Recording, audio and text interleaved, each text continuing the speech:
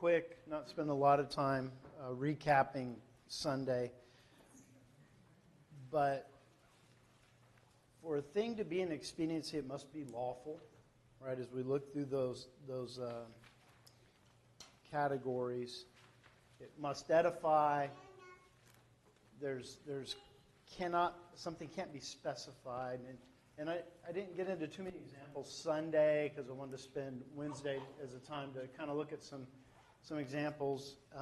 One I'm going to start with has nothing to do with biblical stuff, but it's an example as in how we establish authority on a lot of things. We can relate that in our lives. We talk about command, example, necessary inference. If I tell James we're having pizza for dinner tonight, I have specified that it's pizza, which typically is round, not always, has bread and cheese and sauce and things. I didn't specify what kind of pizza. So that could be a pepperoni pizza, it could be whatever, vegetarian pizza, whatever. So if we're having pizza tonight, I have excluded hamburgers and pasta and Mexican food just by saying one thing. And that's how God teaches us in the Bible. The things that are given to us in the Bible are given for a reason that we can learn from them.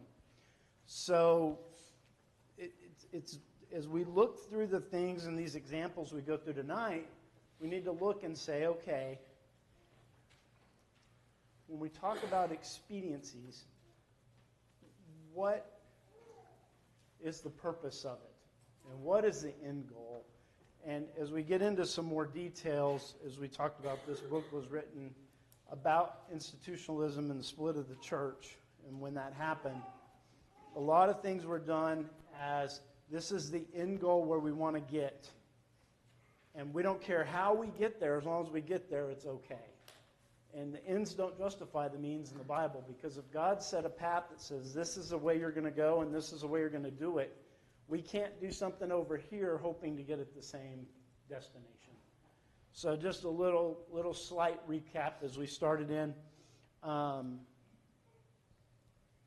So I gave you guys a list of things we could talk about. So I don't know how far we'll get on the list, but we'll start with the first one, and that was our assembly. Okay, so when we assemble. So we'll turn to a couple verses here. Acts chapter 20, verse 7. And we'll just read them together here. On the first day of the week, when we were gathered together to break bread, Paul began teaching to them, intending to leave the next day, and he prolonged his message until midnight. So we have an example. As we were assembled together, this is an example, not a command, not an inference. If we turn to 1 Corinthians 14 and verse 23. Therefore, if the whole church assembles together and all speak in tongues, and ungifted men or unbelievers enter, will they not say you are mad? So when we gather together, there's another example. If we go to Hebrews 10:25, which is probably the verse everybody thought I was going to go to first. It says, not forsaking the assembling together is a habit of some, but encouraging one another all the more as you see the day drawing near. The first two examples, this one's a command, not to forsake the assembly. So we talked about how do we establish authority. Here's a few verses in the Bible about assembling. So the question, and I'm sorry, obviously you don't have the questions in advance, but hopefully they're not too difficult and we can have some discussion. Do we have authority to assemble as Christians? We do. Okay. A lot of head nodding. Yes. Is there a specified location or time of day that we're to assemble? And we'll assume there's other verses we could have used, but we'll assume with those three. Was there a specified time of day or location? So nothing specified. So now we start looking, okay, wait a minute. I'm to do something, but that is not specified. Is there a specified day of the week? We do have that one, don't we? So on the first day of the week.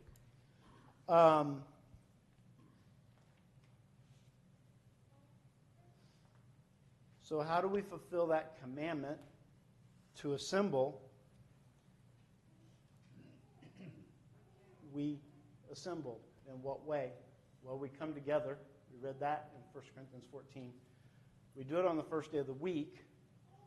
We're not to forsake that assembling, but we still see that there's some unknowns. It's not saying we're going to have pepperoni pizza for dinner from Domino's. Can't get much more specific than that, right? So let's continue on with this path. So for an expediency, it must be lawful, it must edify, it cannot cause one to sin, and it can't be specified. Those are the things we talked about Sunday, was kind of the rules of an expediency. So, can we meet and assemble in someone's house? We can. Can we meet under a tree? Okay. Can we rent a building to meet in? Why can we do those things? The Bible doesn't tell us we can do those things. But when we use our logic, we can see God's wisdom through that, right? That we can utilize those different ways to fulfill the command to assemble.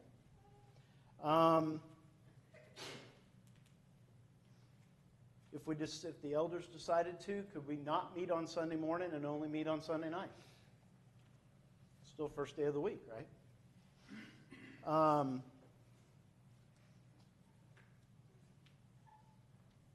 What is a way that we could assemble that would be unauthorized? Anybody think of a way we could assemble that would be unauthorized? Monday morning. If we met on Monday mornings, okay? Kurt, did you?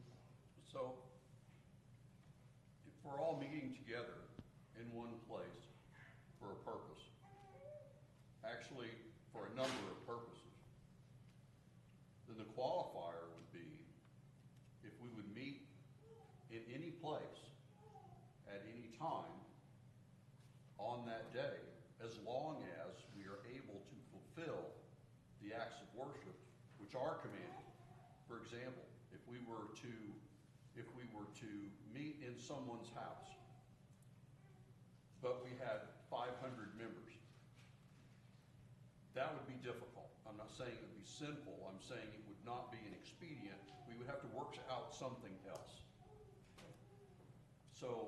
So what you're going to do with the meeting, someone puts parameters on where you can do it. So when we say an expediency has to edify, in your example, it'd be hard to be edified if I was across the street, because that's as close as I could get to somebody's house, because everybody's around the house or trying to listen through the windows, right? How about if we know, the elders know, that we live in some town, whatever, a company town, where half the congregation can't meet on Sunday mornings, but all the congregation can meet on Sunday nights, and they chose to meet on Sunday mornings. That wouldn't be a time that would be most edifying, right? So there are ways we could assemble, but there's ways that we could assemble and meet all the different things that we talked about, right, through this expediency. So we need to look and say, when we decide to do something that God hasn't specified, what is the way we can do it that edifies, that doesn't cause a brother to sin, that is lawful, those things there. So there's one example that, I don't remember if it was in the book or not, but if we talk about assembly, right? Some things specified, some things commanded, other things left open somewhat to interpretation, not completely, right, as we talk about that. Anything else on assembly? We've got a few examples of different things we can talk about tonight. Okay? I'm sorry? Duration. Okay? Let's say we meet for 10 minutes on Sunday morning once a week. That might not be the most edifying experience, right? I don't know where you were going with that. I'm going to leave the rest of that alone. So, all right, stepping into that. Okay, lay by and store. So we have 1 Corinthians 16, 1 and 2.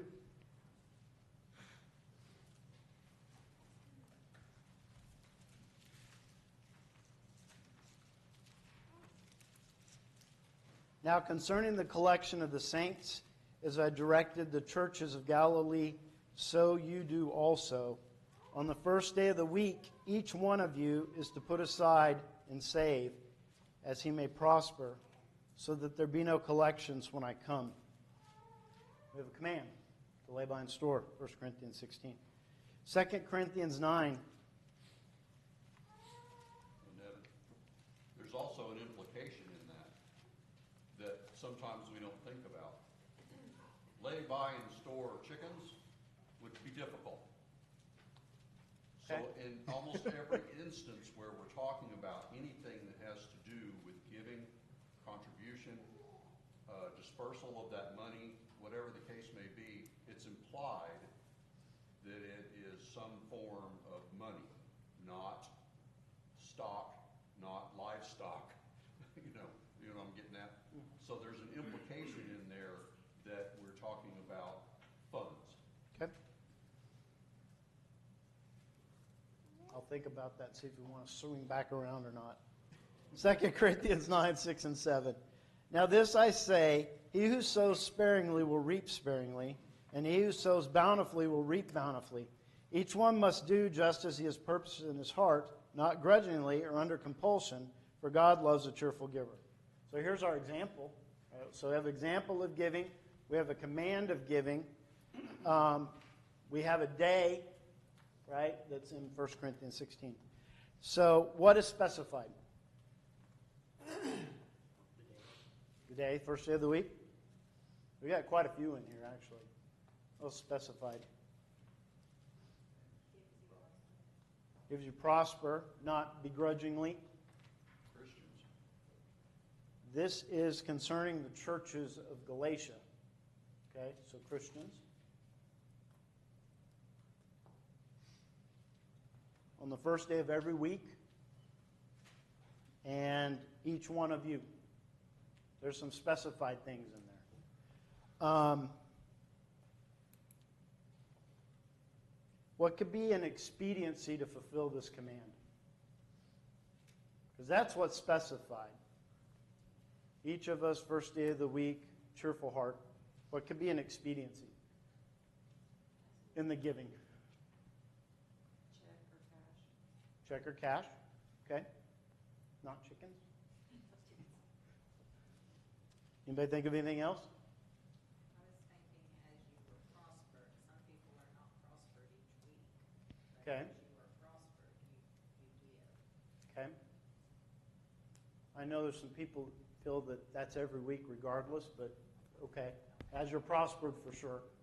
How it's collected. What do you mean by that? Well, like we have the box out front. Well, sometimes Asians, they still pass the plate. Okay. That's their matter. It's to them. Okay. Another thing, if you're gone a couple of weeks or something, and you just forget that, you not make it up, well, I feel like I think that you need to make that up, because you would give first, even though you wasn't here, though, you could wait till you were back and make that, make up your contribution. Were you prospered in the weeks you were gone where you didn't give? Right. Okay. So, when we look at an expediency, to Carl's example, does having a box in the lobby or passing a plate contradict what we've been told to do, which is lay by and store on the first day of the week? Either way, you can still fulfill that command, right? So that's exactly what an expediency does. So what is expediency is not. Okay? What would be unauthorized in this example, in this command? And I'll just give you a couple so you're not trying to guess what I'm doing, because that's hard to do sometimes. Larry wants to try to guess, though, so go ahead. If you turn the church into a revenue-producing entity rather than where they had a business, or you were not fulfilling that lay by and store, you were generating revenue in some form or fashion. The church itself, as opposed to lay by and store for members. Okay. So if the church is involved in investments as opposed to funding the church via the giving of the saints, is that where you're going? Okay. I agree. I kind of had that. Them taught me how much I should get based on my, if they know my salary. Okay. Or something I hadn't thought of that, but yeah, sure, because you're going to prosper, how much you've prospered, and you're going to give with a cheerful Here's heart. the kilo this week, yeah. Okay. I didn't have that one. I was thinking raffles or bake sales to put in the contribution, right? The church involved activity to raise funds in some way other than the members giving. Now, if I wanted to have a bake sale, I can't do that. If I wanted to have a bake sale on Saturday and all the money I made I put in the box on Sunday, there'd be a problem with that? That's not a church thing, right? That was me doing it to raise money to do it. But if the church is involved in this, that'd be a different thing, right? That would be the church raising funds in a different way than having the members contribute. Questions on that one or anything? These aren't super controversial, so I assume there's not a whole lot out there, even though I got like 3 hands now. So Scott first. I will say it's, it says as you may prosper. If you lead singing 3 times a week, preach every lesson, you're mow the lawn, you're the work guy, you go do a lot of things, that still doesn't mean that you can say, well, I do all these things and I really don't have to do this quite as much, we all need to be given as we prosper, whether that be a lot or little. And it's something we need to think about, and not to look back and see the contribution and go, oh man, we're making that much a week. Well, they don't really need my extra. I got a raise, but I think I'll just keep most of that raise. I mean, it's, God's looking at your heart the whole time in everything you do. Okay. Jason? Pulling the tithe, command to tithe from the Old Testament to the new commandment, making that a binding thing would not be an experiment. Yeah. It would be changing it. That get back into the unauthorized for sure. Yeah, and that kind of gets back to Carl, which probably where most of that would come from is somebody's set a percentage on your income. Did you have another? Yeah, just one of the other expedients that I didn't mention was checking account. Using a bank as a means to store those funds so that they would be safer than storing them on the property. Yes. Okay, preaching. 1 Timothy 3:15.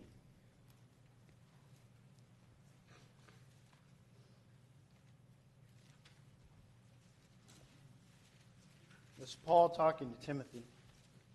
1 Timothy 3:15.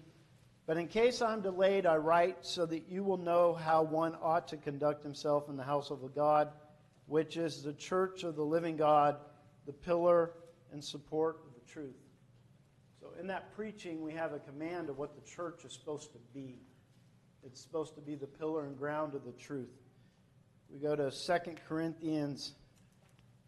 Nope. We go to 2 Timothy 4:1 and 2. Also, Paul writing to Timothy, I solemnly charge you in the presence of God and of Christ Jesus, who is the judge of the living and the dead, and by his appearing and his kingdom, preach the word. Be ready in season and out of season. Reprove, rebuke, exhort with great patience and instruction. So here we have example and a command to Timothy. And then Mark 16.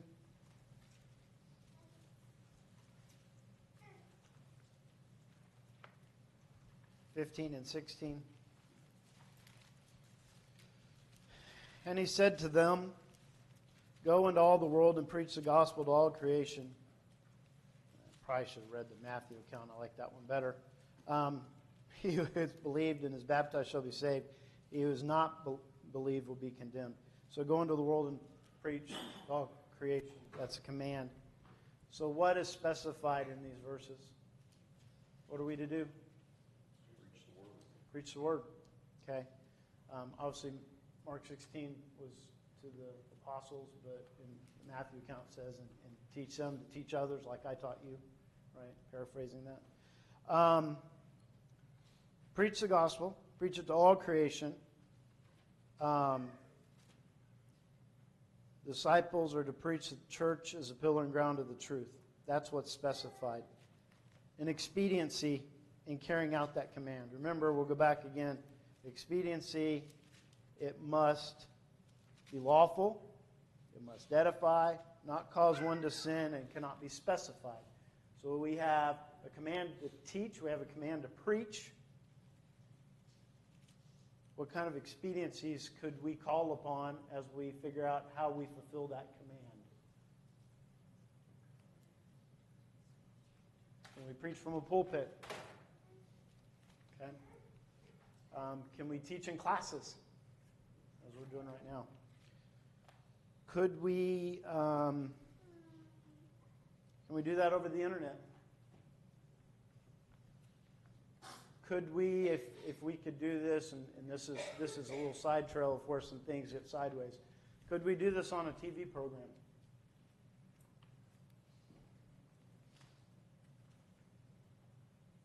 I got one head shaking, and I got some other people going, I don't know, maybe. So if the local church could fund a TV program, could we have a TV program to teach the gospel? What's, effective, which would be part of what the elders, I guess, decision would be. Now, if you're going together with multiple other congregations, that's where you run into the problem. Okay.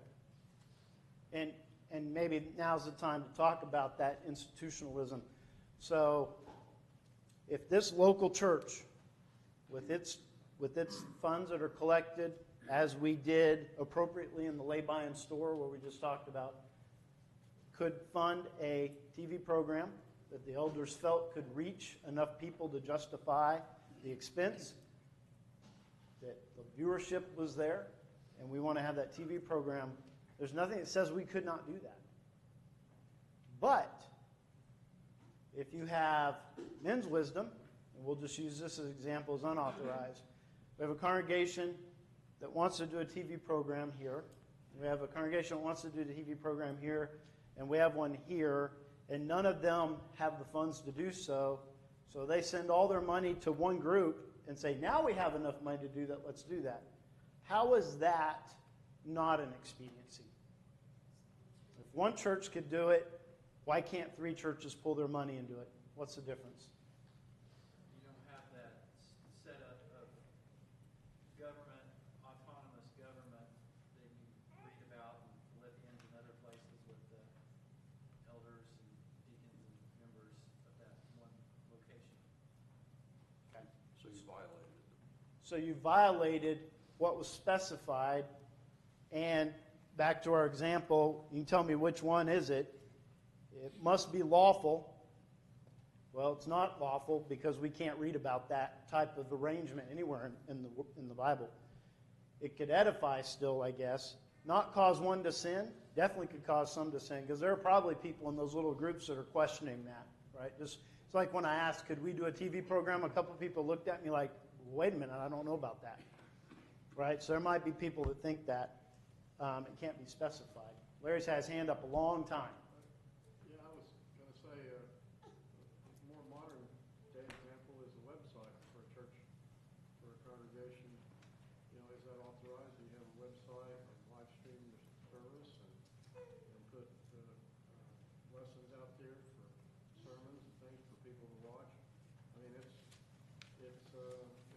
definitely teaching the gospel. You're definitely making it available for people to see to visit your congregation. There's been times I've given my business card out with the website. People, I say, hey, watch this, and I've had people do that. So, and you know, that's another way you can spread the gospel, make it available readily, and it's a lot cheaper than a TV show too. Yeah, you're exactly correct, and would probably be more, in today's time. real fast, we have an example of that. Paul didn't just do live preaching. He also wrote down his teaching of the word and sent it to the congregations. So we already have an example where writing down a gospel message and recording that for others to use and copy and distribute. So Paul had already done that. Right. So, I don't know. We already kind of hit on that. I don't know that I want to.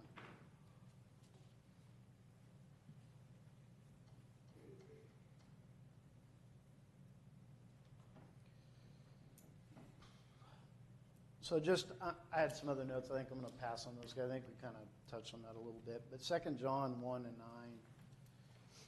So to this point, since we kind of dug a little deeper and went down what would not be authorized, we went down a path there on this one. 2 John 1:9 says, anyone who goes too far and does not abide in the teachings of Christ does not have God. The one who abides in the teaching, he has both the Father and the Son. So when something is specified and we've gone beyond what is specified, we've changed what is specified to put in something that changes it. We've gone beyond in 2 John 1:9. So that's where the caution comes in. As we're looking at things, if we're looking at why do we do this, we better be able to say it's because we are fulfilling this command, this example, in a way that's not specified, that's not unauthorized. Right? So we need to be able to justify that thing with a list of whys, as opposed to, well, it doesn't say I can't. Right? We talked about that at the end of the last lesson, right? So anything on those first three before I turn the page? All right. Some of these will be slightly redundant, but I think we'll get through them. Sing. I think we even talked about this one a little bit Sunday. Ephesians 5:19. Some of these I could quote, but I get up here and if I tried to do it, I'd do it all wrong, so I'm just going to turn to them all. Speaking to one another in psalms and hymns and spiritual songs, singing and making melody in your heart to the Lord. So that's command. What is specified in that reading? Sing. What else is specified? What we're saying. What we're to say. What? Psalms, hymns, and spiritual songs. There you go. Psalms, hymns, and spiritual psalms are specified. What would you say? Melody in your heart. Make a melody in your heart, right? We got a lot of specifications in this little verse. Sing to one another. Sing to one another. Lots and lots of things in this verse when we talk about what is specified. What is not specified? Mechanical instruments. Okay, that would be unauthorized. I'm going for what's not specified that we might do today that's still okay. Let me ask that question differently. Huh? Songbook, right? Okay. Anything else? Doesn't say who has authority to write the song. Okay. As long as the song is scriptural and a psalm, a hymn, a spiritual psalm, I guess. Yeah. Yeah. Song leader. Song leader. Someone to help keep everybody on the same song in decency and order, as we talk about that, Bo. Four-part harmony. Do we need four-part harmony? Could we sing all one part? We do that a lot when we're trying to learn a new song, right? We just sing, let's everybody sing the lead till we figure out how this song goes, right? How about the number of songs you lead in a service? Say how many we need to lead or what the minimum requirement is? Right? Maximum. Some of us that are song leaders might go towards the maximum instead of the minimum, but anyway. Now, to Kurt's, what's not authorized when we talk about this? And I don't remember what you said now, so I'm going to let you say it again. Mechanical instruments. Mechanical instruments. And we talked about that, right? So is that an expediency to fulfill the command of singing? Or does that change what we're doing? It changes what we're doing. We've edited it. We're making melody with something else. And if you've been someplace that uses a choir, which we didn't talk about already, which would be unauthorized as well, or instrumental music, when we assemble and we sing, we all take part in that. Hopefully we all take part in that because it's how we in verse 19, we speaking to one another. If you choose not to sing, you're not speaking to one another, and which is commanded in that verse. So hopefully we're all singing, whether we're on key or not, because that's also not specified. How beautiful the singing is not specified. It's singing. If there's a choir or a band or musical instruments, typically, if you've ever been somewhere where they have that, are everybody singing or are they everybody listening? More listening, maybe some singing. No, I'm not saying not everybody, but more tendency to listen to what's going on as opposed to being an active participant in what's going on.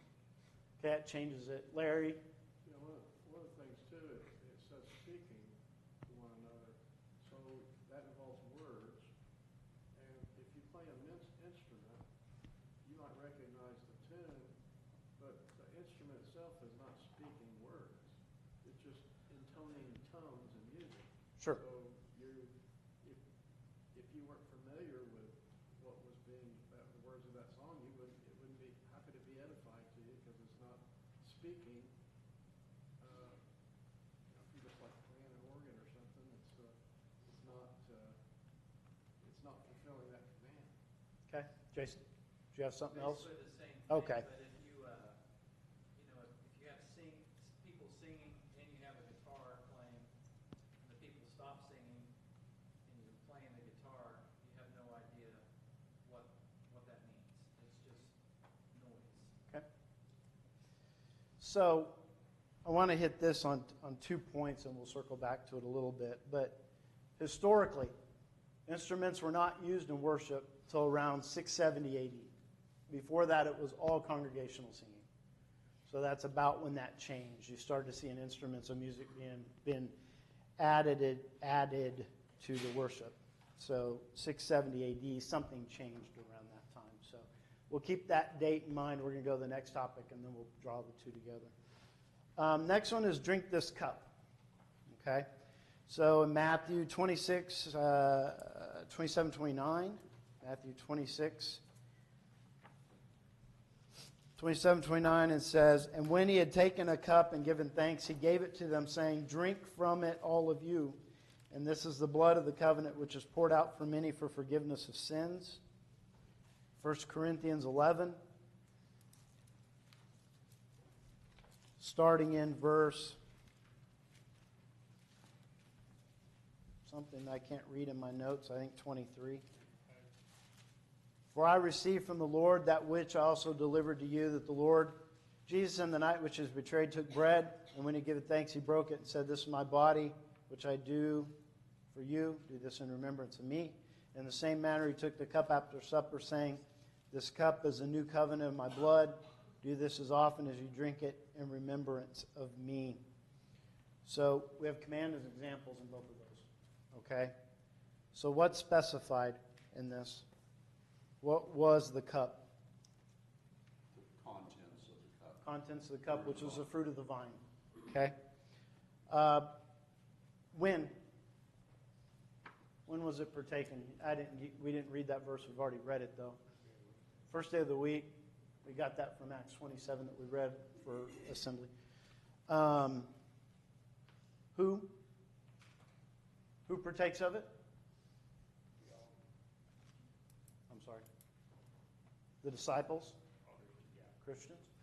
Okay. Expediency in fulfilling this command. We can partake of it in the morning. We can partake of it in the evening, just like our worship on the first day of the week, right? One container. Is that okay? We passed one container around. Some people might be grossed out by that, but that'd be okay. Can we do multiple containers? Yes. Okay. So didn't know this till I was doing a little study. Pasteurization of grape juice happened in like the 1800s. So it could be pasteurized or unpasteurized grape juice. Because right now it's pasteurized, I'll tell you that. Before that, it would have been unpasteurized. Okay.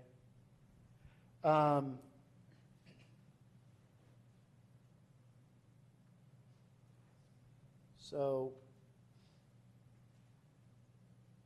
There's obviously some discussion about 1 cup, 2 cups, different things, multiple cups. We might talk about that, we might not. Unauthorized. What if instead of fruit of the vine, we decided we wanted to do that with coffee or tea or soda? Can we do that? That's because fruit of the vine is specified, so you can't change the specified, right? Observing on Mondays, we talked about that. You can't assemble on Mondays, can't observe it.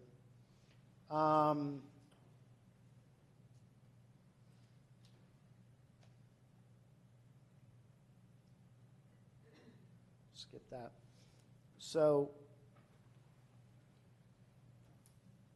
in the late 1800s, a doctor developed individual cups that were easily distributable to churches to partake of the Lord's Supper.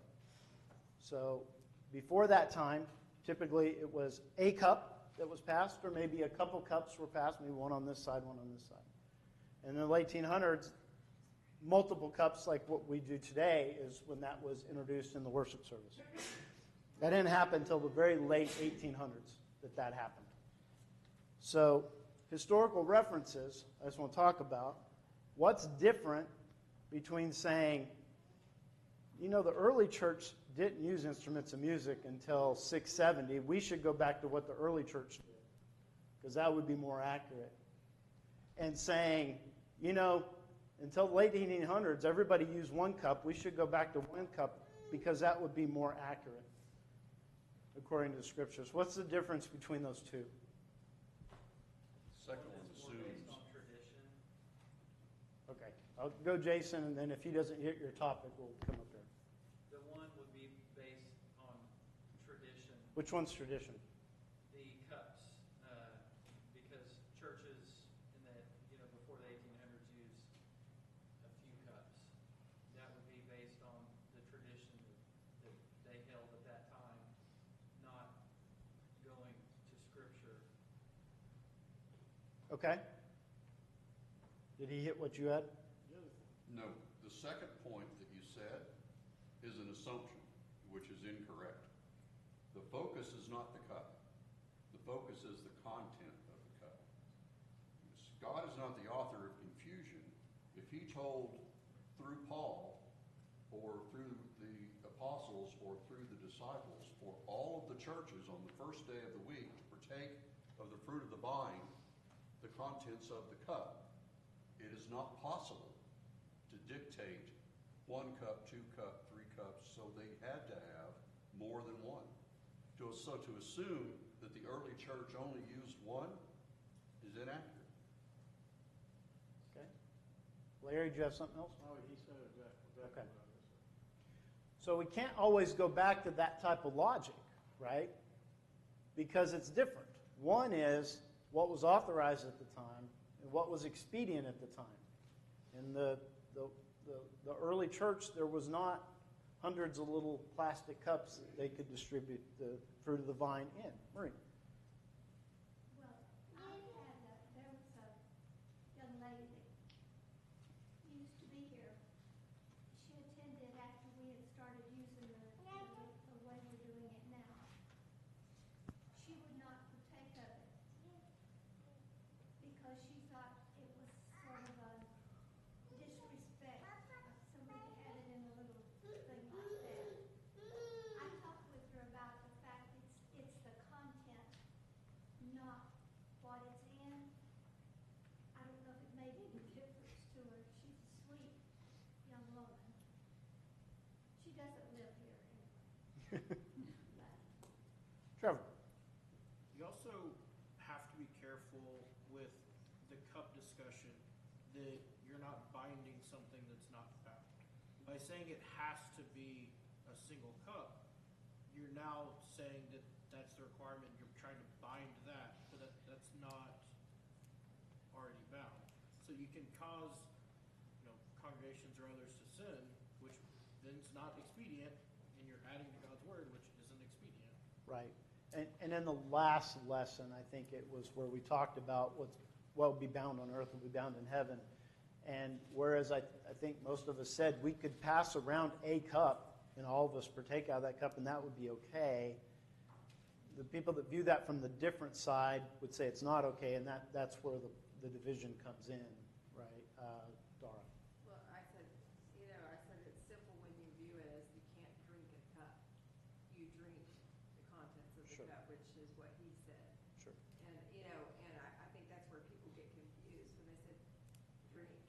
You're not drinking the cup, you're drinking what's in the cup. And Right. so then therefore that's the focus. Right. And, as opposed to in singing, that is something that only we can do, an instrument can't do it. Right. So they're not comparable. That is correct. I appreciate everyone's comments there. As we